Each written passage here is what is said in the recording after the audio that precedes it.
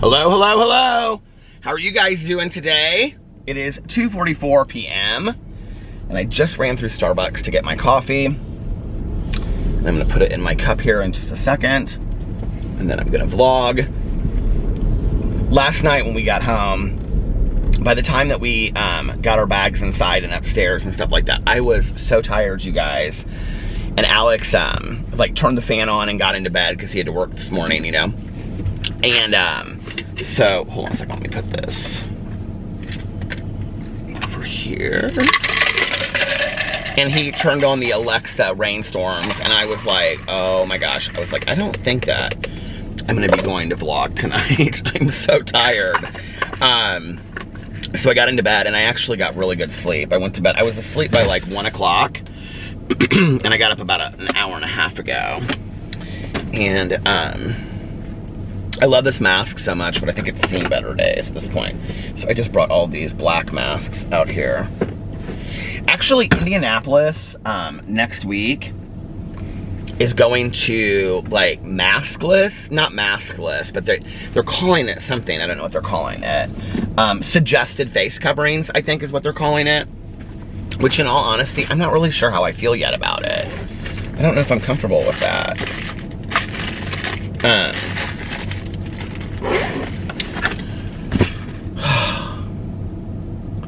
My face is completely peeling up here, you guys. Well, obviously because, and I want you to know, I wore sunscreen the entire time. I wore like 30. I guess I need like 50 sunscreen or something. The first day I didn't, and that's where like the burn started. But anyway, yesterday we spent our last day on the beach. We didn't fly out until 9 o'clock. So, well, first of all, I have to tell you guys something. I meant to say this last night or the night before, well, in vlogging terms, 2 nights ago.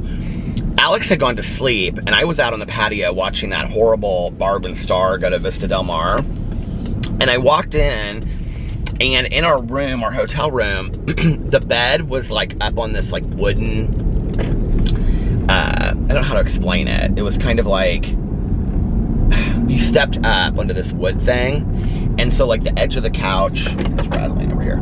Oh, I just put my lip balm over here. The edge of the couch and the bed was all up, like raised on this wooden thing that stuck way out. And so I had forgotten that it was there, and it was pitch black in the room, and I walked into it just as if you were like, do, like that. Like I didn't even realize that it was there. And I was like, oh my God, and my foot hurts so bad. So I went into the bathroom, and it literally is this cut about this big, about that big, across the middle of my foot, right where the strap is on my Birkenstock sandals. So it was fine, and it was healing and stuff, and I put a Band-Aid on it, and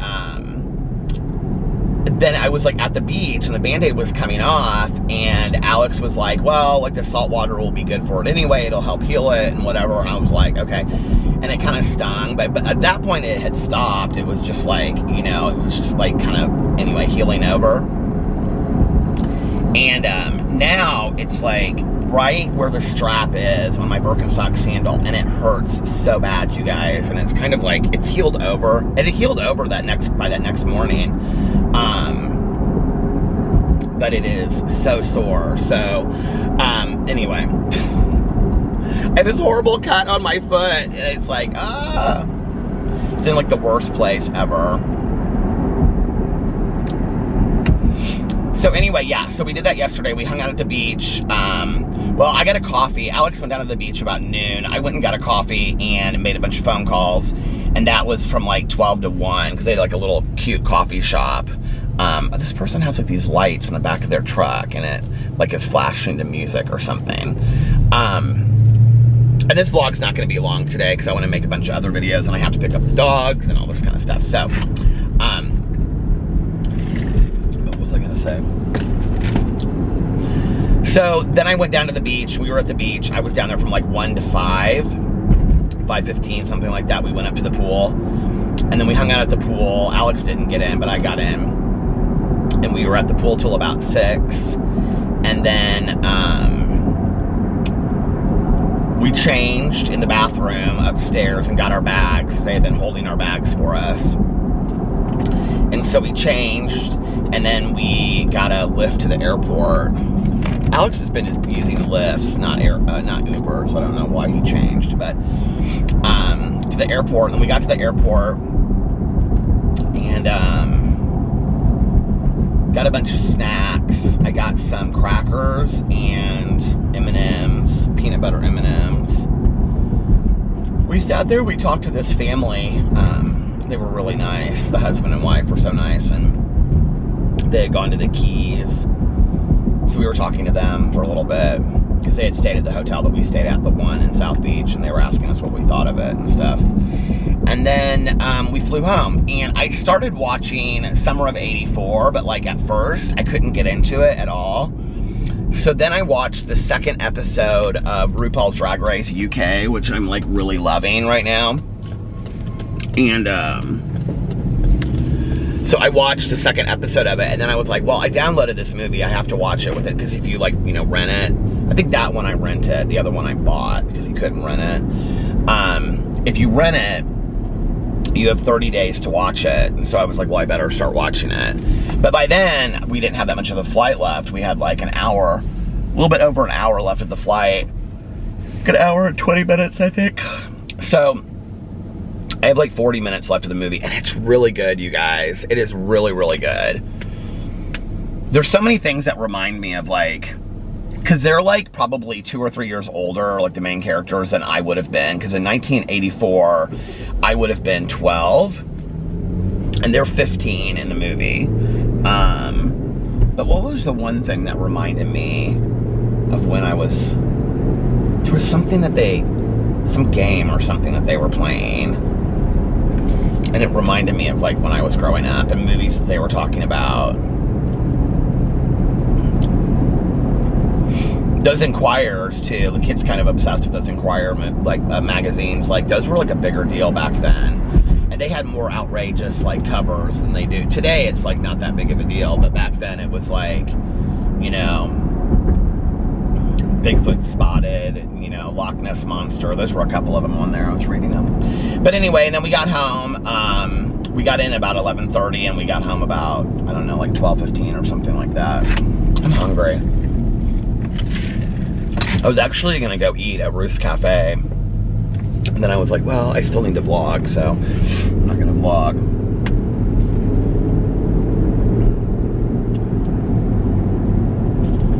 Talked to Tanya. And Boo Radley has such a hard time getting groomed on the face. Like, it stresses him out so much that the groomer couldn't do him. And this is the second time. Last time Tanya and I Tanya did it and I held him. If I'm holding him, he's completely fine. So Alex and I were talking about how we're gonna have to like take him in there. We're gonna have to do it ourselves, and one of us is gonna have to like hold him when we take him in there, or because they don't want to stress the little guy out, you know. Tanya's like, well, he's fine grooming the rest of him, but it's just like when you groom his face, he like twists and stuff. He doesn't like it. And so, and I had told him, I said, if he fights you on it, just, you know. So last night when I called Tanya, I said, does Boo Radley look like a little lion? Because he's like, you know, all shaved down, like short, and then his face is like long. And she was like laughing. She was like, yeah. She was like, but you know, Tucker got all trimmed short. Tucker's always been good about the grooming. It's weird. Boo Radley was never weird about it. And then, you know, once Pee-Pee was gone, and I don't know if it was because Pee-Pee was in there and he felt safe with Pee-Pee. I don't know. It's weird to me. Like, we never had this issue until Pee-Pee passed away. And now Boo Radley doesn't like his face messed with. And I thought it was maybe because of his teeth, you know? But he doesn't have any anymore.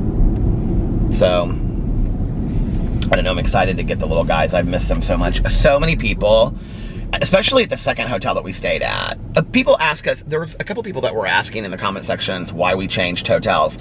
So our friend, he owns like a suite. That's where we stayed last time, and like a junior suite, which is where we stayed this time at the Fontainebleau, which I guess is pronounced, somebody spelled it out for me, Fontainebleau.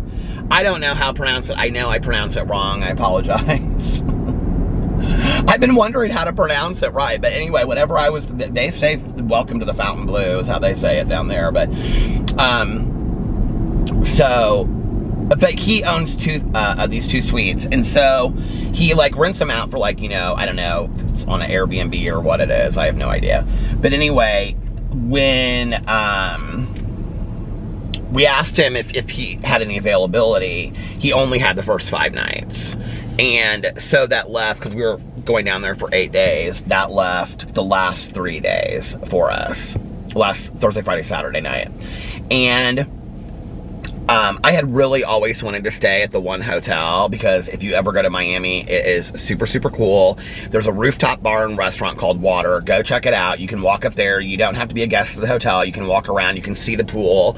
It's just absolutely amazing. And you can see the view over all of like the South Beach, and well, not South Beach, but like the beaches and the city. It's just a really cool hotel. And the whole thing is, like, everything is thought out. I think there's one in Los Angeles, and I think there's one in somewhere else too, maybe New York, I'm not sure. But the reality is the hotel is too expensive for us to stay in for like 7 or 8 nights, unless you go on like a really off weekend when like maybe there's nobody there, and so it's cheaper or whatever. All I know is that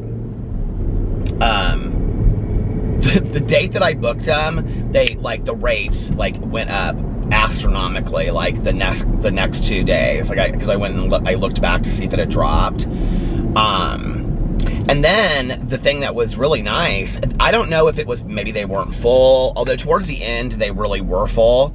But like when we got there that Thursday and Friday, it didn't seem that full at all.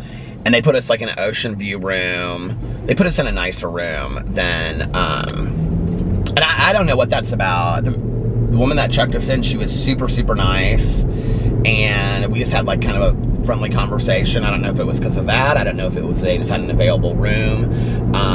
But we got a nicer room than what we booked. So I was just excited to stay at the hotel. So that's why we switched hotels. There was nothing bigger than that about it.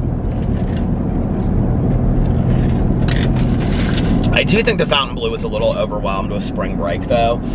I don't know if maybe they had like never handled something like that before. And it was definitely more of like a spring breaky feel. Like the one hotel was a lot of families, Actually, it was interesting because like last night when Alex and I were sitting at the pool, it feels like a resort. Like you could check into the one, which this would be sad because Miami is so fantastic, which we did find the area of Miami that we want to be in. We narrowed it down.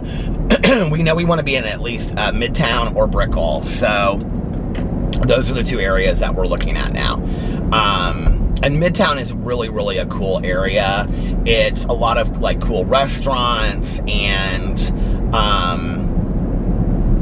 I think as far as like the economic kind of background of the neighborhood, you have everything there from like, I think, just mid-range professionals all the way to people that make astronomical amounts of money. And it feels very safe. And you can just like walk around the streets late at night and stuff like that. I had never been, I had been to Brickell, which is very similar. But this feels more kind of like restaurant, yoga studio. It feels kind of like suburban in the middle of Miami. I don't know how to explain it any better than that. But anyway, what was I gonna say? Oh, so when we were like sitting at the pool yesterday, there were a lot of like families that had kids that were, ranging from like all different ages. And like you could kind of just tell like that they didn't like, the families weren't leaving like the resort. Like they were like all, because they would say, okay, our dinner reservations are at 9 o'clock. We'll see you at the restaurant, The last night that we ate there, we ate at this Mexican restaurant called Habitat, which was really cool. And this guy walked up with his like girlfriend or wife, and it was hilarious because these like 6 kids, and they were all probably, I don't know, 10 or something. They were all like in sport coats, and they were dressed up and stuff for dinner. And they were like following him around, and they came up to him, and they were like, they asked for like pictures or autographs or something. I don't know who he was. I said something to Alex, and Alex is like, he was some kind of like football player or something. But anyway, he was super friendly to them. He was really friendly to them. And then it was funny because they like walked into the restaurant to see like if they were still seating, and like they went and got like more of their friends. And so it was like this huge group that was standing outside the door like watching him.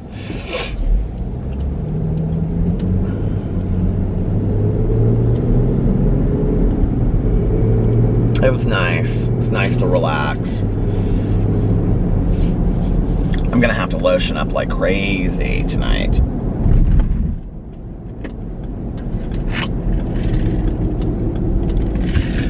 I'm completely unpacked. I unpacked my backpack last night, which has like my computer and everything in it, and all of my little stupid stuff that I travel with. And then I unpacked my big bag.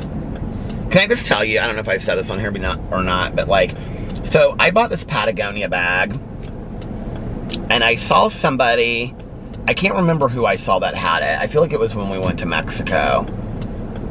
It had to have been, because it was the guy that had the Golden Goose shoes on the first time that I saw him.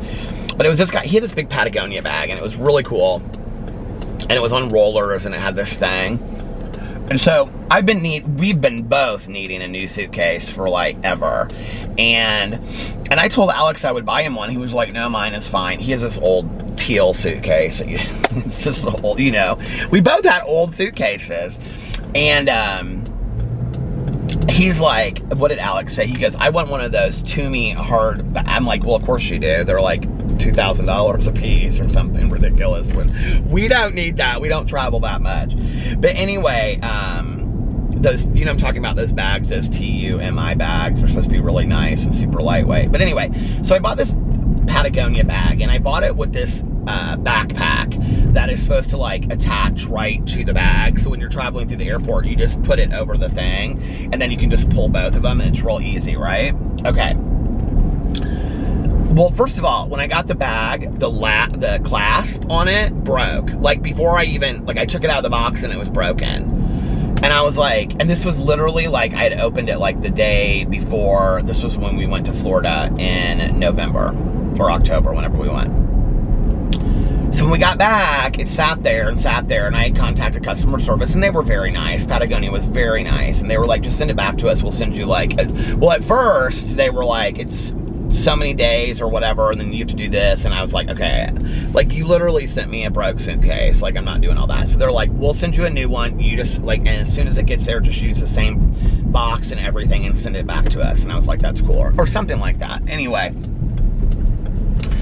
so the second one comes, and I didn't actually open it until just before we left on this trip. But that backpack, which I just thought that was weird, that a Patagonia suitcase, which claims to have like, you know, be so rugged, is broken before. I mean, like they're known for being rugged, you know? So then the backpack, you guys, is like the most, like I'm sure it's like a work backpack. Like it can be a briefcase, it can also be a backpack. And I got it so I could put my, you know, computer and camera and everything in it. But it's just so awkward, and it's not really Patagonia's fault. It's just not what I'm looking for, right? And it's just so awkward feeling that like now I'm probably not gonna ever use that, but I don't want to send it back because there's nothing wrong with it. So it's my fault. I bought it, right? But that suitcase, let me just tell you something. And actually the smaller one, this family we were talking to, their son had the smaller one, and he was like, yeah, I love it. But it was like just a duffel bag kind of for the weekend. Mine's like this big duffel bag thing. It is impossible to like carry through the airport. It like wobbles constantly. And there's nothing wrong with the wheels. There's nothing wrong with the bag. It's just so clumsy. It is the most uncomfortable bag to have to bring through an airport. So I don't recommend the Patagonia suitcase whatsoever. That would be my recommendation, my review for the day.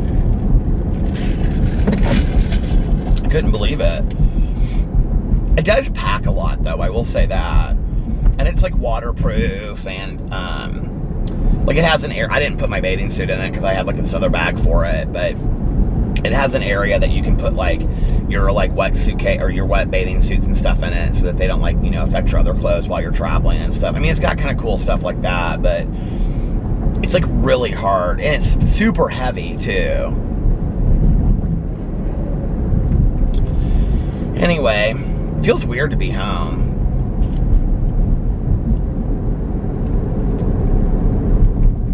Trying to think of what else.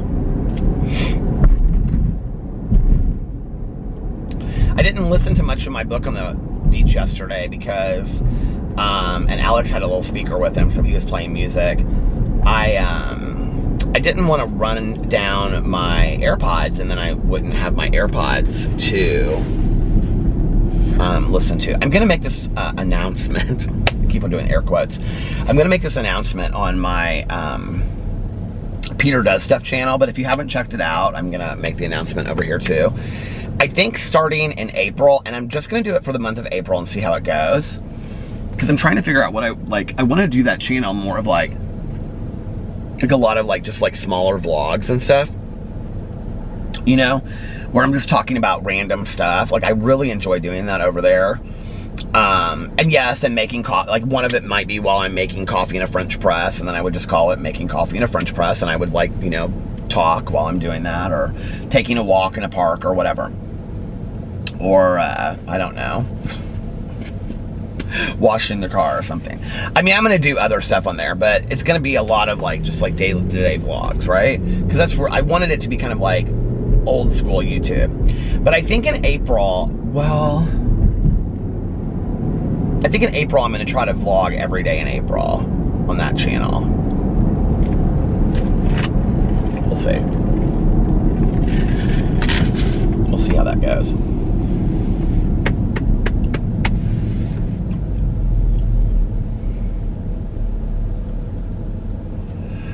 Oh man, it's 56 degrees here.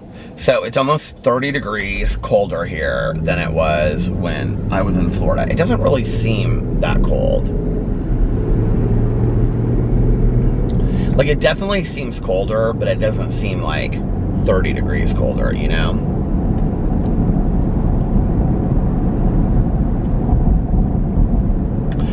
I was thinking about vlogging down here for a little bit, and then, because I've got to clean up my kitchen. I felt a little, do you ever feel like that when you come home? It's like from a trip, it's like you feel a little overwhelmed.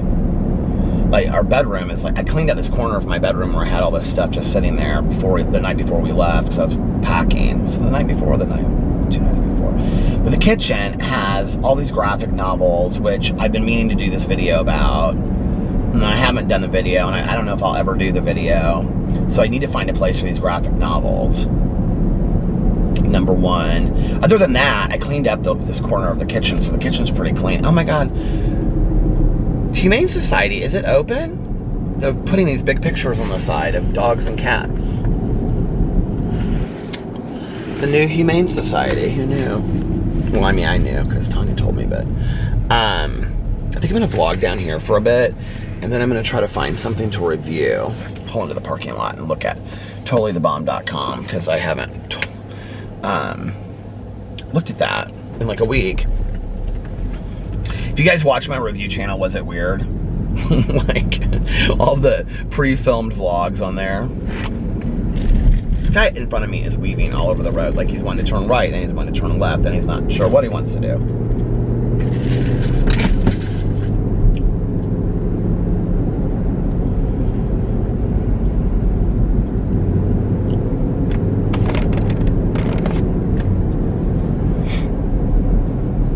Sunday we're going to Caroline's house for Easter, which will be nice. Oh, I gotta get the rolls, the dinner rolls. I think I might do something different than Taylor's this year. I don't know what though. We always do Taylor's. I'm in charge of the dinner and the dessert. I might do something really different. Okay, here's the thing with the dessert, is that every year, for every holiday, whoever's in charge of the dessert spends a bunch of money, and then nobody even eats the dessert. Like, I'm the only one that eats the dessert. So I should probably get something that only I want, right? Like, no, really, I am. I'm the only one that eats the dessert. We all have coffee and stuff, but then, like, nobody else eats the dessert. It's just me. So what do I want for Easter this year? We usually get, like, they have, like, an Easter egg cake at Taylor's, which looks like just like an Easter egg, and then it's like white cake or chocolate cake inside of it.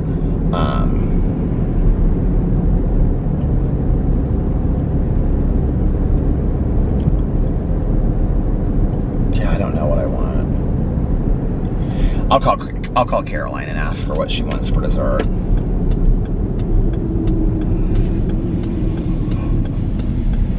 She's doing like a ham and all the sides and stuff like that, so I'm gonna get some hummus and chips. She usually does a bunch of like appetizers. She does these mushrooms that are so good. They're like in this butter sauce that she puts them in, and they're delicious, and she puts them in the crock pot, and you just get like a, what do you call it, like a toothpick, and you just pick them out. They're so good. I love mushrooms. Do you know when I went through this phase eating that I absolutely loved was fried okra, like years ago. I don't even know how I got introduced to it. You can buy boxes of it at the grocery store, just throw it in the microwave or in the oven and just like dip it in like ranch dressing. Oh my God, it's so good. I mean, I know fried vegetables aren't super healthy for you, but fried okra, if you've never had it before, you should try it. I think I'm thinking of that because I liked fried mushrooms at that time too.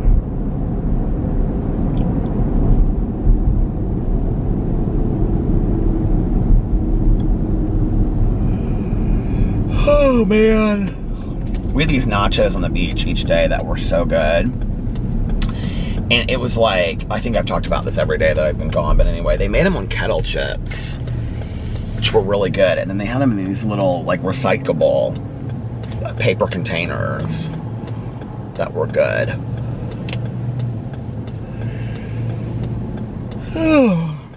I'm so like mellow and chill today.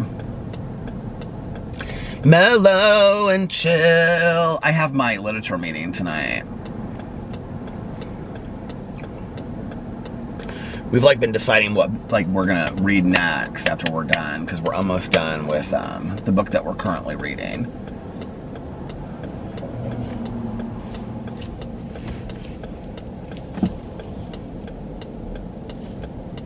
I think I actually can talk about the next book, because like, so there's like sanctioned literature, which is like, which is, what do you call it? It's like 12-step approved literature. But I think the next book that we're reading is actually not sanctioned. I mean, this is not a meeting like that we do. This is just a bunch of friends getting together on a Zoom call reading literature about recovery. So if we wanted to read an autobiography, we would do that. But I think the next book,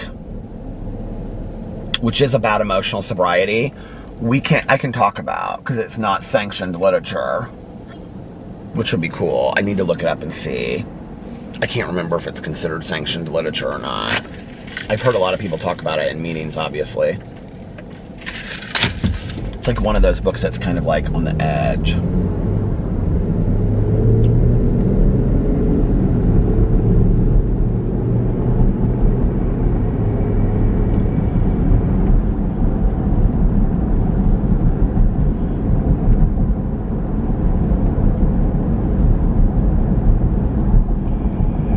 Oh man.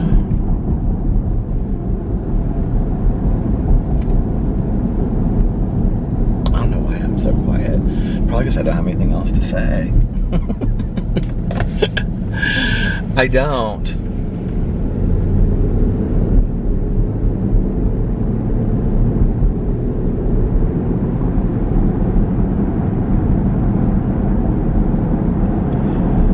My friend Valerini is a grandmother again. She sent me pictures of her brand new grandbaby. So let's all congratulate Valerie. I almost said Valerini. Let's all congratulate Valerini in the comment section below. I'm very excited for her. I'm very happy. She's had 2 grandbabies in 1 year. Like, that's gonna make for interesting, like, holidays as cousins get older, don't you think? That's what happens when you have lots of kids. It stopped. I don't think that I've made it to the end of 30 minutes since I've been gone in a while. Well, one night I vlogged for like 50 minutes, which was like a longer vlog, but... These dreams go on when it's cold outside. You can tell that like spring is just about to hit. Because these trees, I don't know if you can see it, but that have been like bare for so long, and they are now, but like the grass underneath them, and you can see in the woods, is like starting to get like so green that it's gonna be like, you'll wake up one day. Well, I was gonna say you're gonna wake up one day and it's like they're all gonna be like full again. The funny thing is, in Indiana, it's weird. Like I said, you know, like I said before I left, I think that we've had like Easters where it snowed outside, and we have. But we've also had Easters where it's like 80 degrees outside, you know, and there's flowers and tulips everywhere. Aren't tulips kind of a Easter flower? So when I was growing up as a kid, I should watch this year. I feel like I watched it last year or the year before. I own it somewhere. And yes, it's probably in my basement. But you can also watch it online. I don't know where I found it. It may just be on YouTube. But when I was a little kid, of course, because my name is Peter, I loved anything to do with Easter because of Peter Cottontail, which my mom was always, you know, quick to tell me that because my mother, being a woman of strong faith, she loved all of the holidays leading up to Easter, and Easter was my mother's favorite holiday because of the religious meaning behind, the Christian meaning behind Easter. But she used to do all of the holidays. She would do like Ash Wednesday, Maundy, Thursday, Good Friday, Palm Sunday. My mom, Palm Sunday was one of her favorites, when the kids in the choir would come down singing and they would have, you know, the palms, and they would say, Hosanna, Hosanna. My mom loved that. And she was in the church choir for a really long time. When I was younger, more, not when I was older. When I was older, she was like on the church guild, and she did this kids club thing for the neighborhood kids that their parents worked other jobs and stuff. My mom was super involved in our church. So anyway, but I loved anything to do with like Peter Cottontail or Peter Rabbit when I was a little kid, you know? And there was this, I think it's a claymation maybe, I don't know, but it's called Peter Cottontail. And his nemesis in the show is Irontail. And Irontail is trying to take over April Valley. And April Valley, if you guys are like, there is one person out there that is like, oh my god, I used to watch this show, I totally forgot about it. And so April Valley is where Peter Cottontail lives, and the old Easter Bunny is handing him over, unless Irontail, the rule is whoever collects the most Easter eggs, or whoever can give away the most Easter eggs or something, is the one who wins the new position of Easter Bunny or something like that. So Peter Cottontail and his friends, they all party real hard the night before. They show him dancing in this tent. You can see him. It's just like there's shadows dancing in this tent. But anyway, so, and then when he goes to bed, Irontail like sets his alarm clock back or something, and then he also gives the rooster, like that's supposed to go off, he gives him like bubble gum or something. So when he goes root root, cock-doodle-doo, it like goes off in this bubble. I don't know how I remember this so specifically, but I do. But anyway, so then Peter Cottontail, to give away these eggs, he has to go like forward all the way in time back to the next Easter. And so he has to go through each holiday. Like, what's the next? Like Mother's Day, like 4th of July, Halloween, Christmas, Thanksgiving, Christmas, New Year's, and he's trying to give away these Easter eggs. And if he can give them away, if he can even give just one egg away, because I think that like Irontail only gives one egg away, then he can become the Easter Bunny. And they fall through these big calendars in the sky. Do you guys remember this show? I loved this show when I was a kid. It was like the best show ever. So I'll probably watch that sometime this week. In the background while I'm doing stuff. Alex will be like, what are you watching? And I'm like, I'm watching Peter Cottontail, don't bother me. This is a pretty Range Rover. It's like all white and black on top.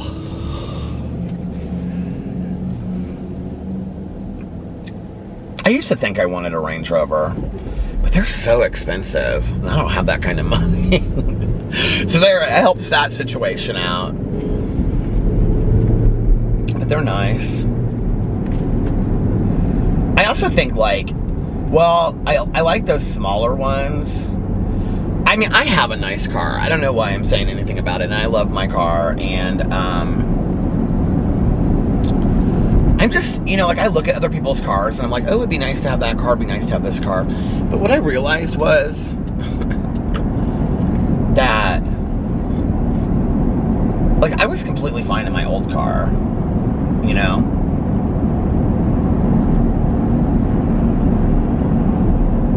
I guess that's kind of been the thing my whole life. So I've always kind of had hand-me-downs since, like, you know, I was younger. And, so, I mean, they've been nicer hand-me-downs, but I've never been somebody that, like, I mean, we have friends of ours that just, like, have to have, like, a certain car, and they love cars. And my sponsor is obsessed with cars. She's obsessed. She's, like, into race cars. And I mean, we are in a racing city. And that's the one thing I will say is a lot of people in Indianapolis are really into, like, race cars and stuff like that. And really, like, kind of, like, cool sports cars. I don't know. I just never got that. I didn't get that bug. I didn't get that gene. My dad has always loved cars. My mom, when she and my dad got divorced, the year they got divorced, he said she could pick out any car she wanted. She was always so mad at herself that she didn't pick out. I don't remember how it all went down, but anyway, she always wanted a Mercedes convertible, and she's like, I should have made your dad. But he was like, they're not good on ice or something like that. I don't know, but she ended up getting this Nissan Maxima, which she had for like 17 years, and it completely fell apart. And it literally just died in this parking lot one day.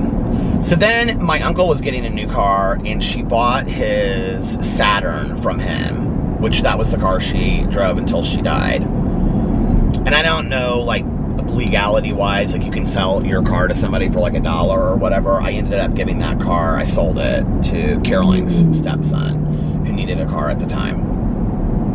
And what was really weird about that was, like, I had kind of forgotten about it, and the car was older. Like, it was old when my mom bought it from my uncle, so by the time that I gave it to, or I sold it to Caroline's stepson, it was, like, pretty old at that point, probably like 20 years or 15 years old. But I had forgotten about it, you know, and my mom passed away in May.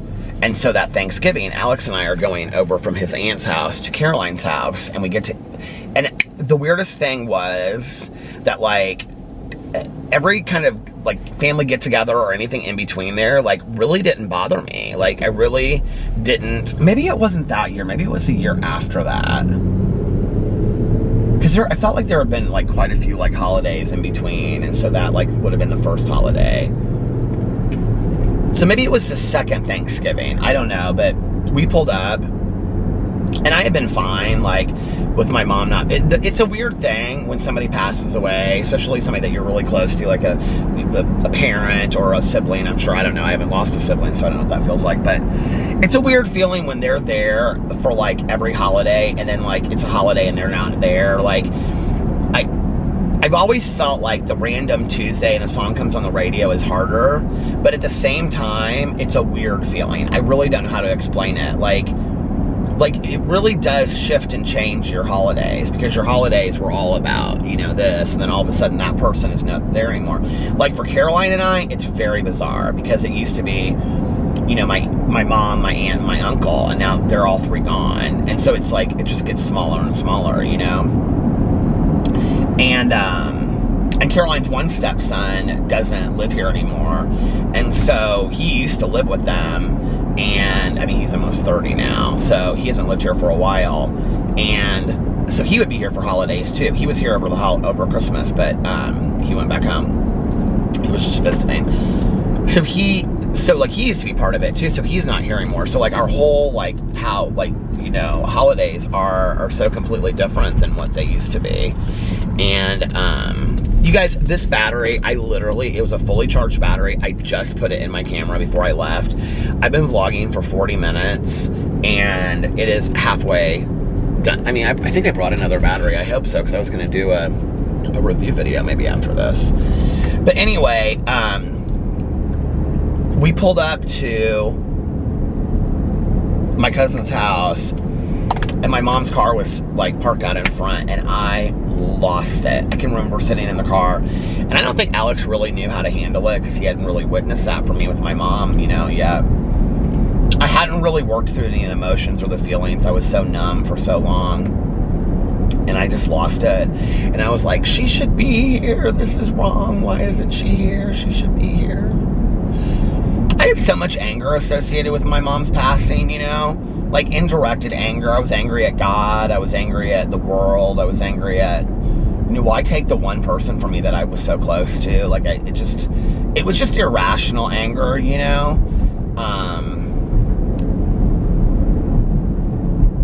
but it just came out, and I mean, not at him, but just at the world. I can remember, like, really honestly, having lots of conversations with God in my head, like really not getting it, and like losing my mom in comparison, and I really think this is where like being of service to others, like getting like back into the rooms, like saved my life, because it put me in touch with being of service to others, and being of service to others, or it also led me back to changing up all of my meetings at the suggestion of my sponsor at the time. And I started going to meetings where I wouldn't, like, never have met this group of friends that I made. I go to different meetings now, and the one meeting that I went to, well, I went to meetings all at one place, and it was like this clubhouse, and there were like 3 halfway houses that brought, it was all men, that brought their men to this meeting. And these guys, had been to prison several times, or had, overdosed and been, proclaimed dead. I mean, you guys, it wasn't stories that you hear every day. It was like, I remember this one guy because he became a very good friend of mine. There was a meeting that I used to go to at a homeless shelter in Indianapolis, and when I got there, he ran the meeting. Like, everybody knew him. He ran the meeting. And I remember he shared that the reason that he started coming to that meeting was because it was in the kitchen. The meeting was in the kitchen. It was an old house. And that while he was there, he made it his job to make coffee or something like that. And while he was making coffee for everybody else in the meeting, he would make himself like 1 or 2 peanut butter and jelly sandwiches, and that would be the only meal that he would have for the day, because he had no money and he had no place to live, and he couldn't get into this halfway house because there was like a waiting list a mile long to get into this halfway house. Halfway houses in Indianapolis, I don't know how they are other places, but like, it's like, this is where I talk about affordable treatment for addiction and mental health issues, okay? It sounds so easy, like, well, I mean, if you want to get sober, just go into treatment or just go into halfway house. First of all, treatment programs won't take you if you don't have $5,000 deposit to put down, or they have a waiting list a mile long that maybe they might be able to get you in by the end of the summer, Halfway houses are 10 times worse.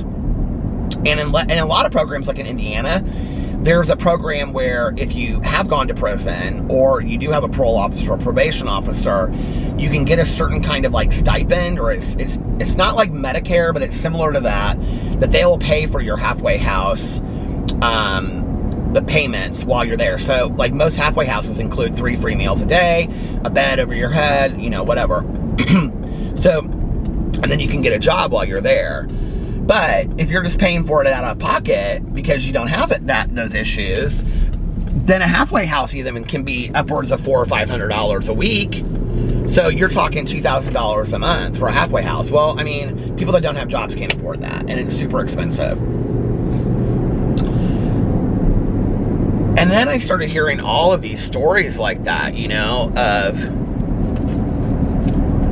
you know, very good friends of mine, husband and wife that got sober together, and, you know, telling, I mean, just sad stories of just like bawling their eyes out, sitting there knowing, and this, you know, CPS worker, you know, like knocking on the door and thinking like, well, maybe the kids would be better off with them, you know. Now to see her today, to see them today, and they have made it, she's actually wanted to be in some of my videos to tell her, she's like, I want to tell my story on video. To see her today, so many years later, you know, and she's got a really professional job, and, you know, their kids are thriving, and they're thriving, and they've got, you know, this moved on up into this cool house, and they're both extremely happy. I mean, that's what sobriety does, you know. And I think, like, I had to see that. I think that came into my life at a time that if the worst thing that happened to me was that my mom passed away, well, you know what? I had a pretty good life. And my mom would not want me to sit there and complain about having lost my mother. She would have wanted me to be appreciative and grateful for the life that I had been given. And I really think that, you know, starting to see and meet other people, you know, like my friend Lori that used to be, she'd been on my vlog a couple times, and she lost both of her sons to heroin overdoses, you know. And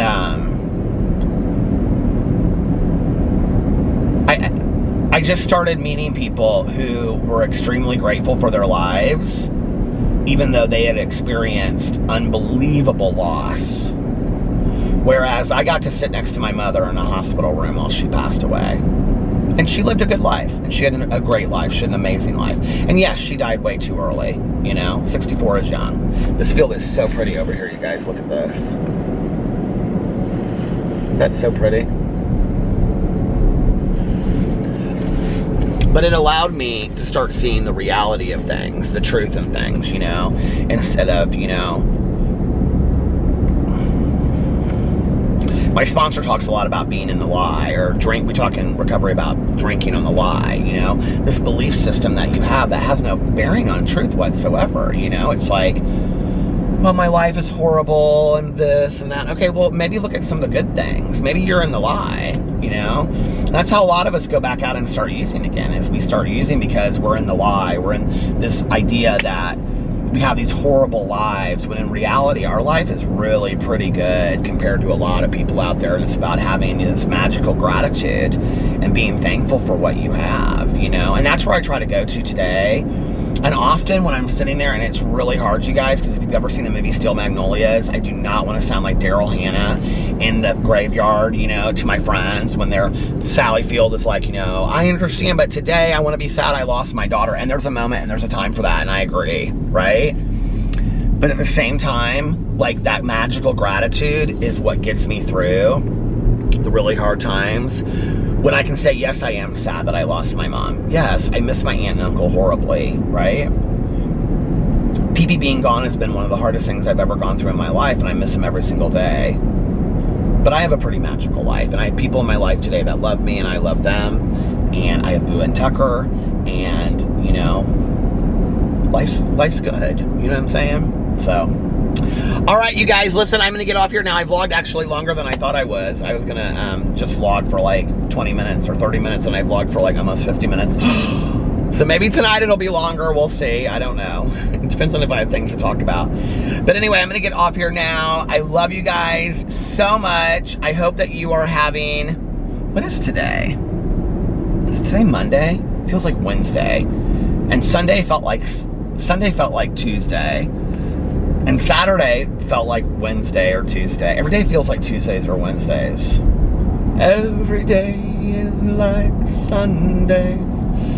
Isn't it weird when the days don't seem like they should feel? Or like they do. Do you know what I'm saying? Do they ever feel off to you? It feels like it should be like like it's Monday and it feels like it's actually more like a Thursday or a Friday. Maybe it's just because we just got back. Hell, I don't know. Anyway, speaking of nice cars, this beautiful little black Mercedes in front of me, just peeling through the suburbs, peeling through the suburbs. Anyway, all right, I'm gonna get off here now. I hope you guys are having an amazing I hope you guys are having an amazing Monday. I love you, and I will see you tomorrow. Bye. Love ya!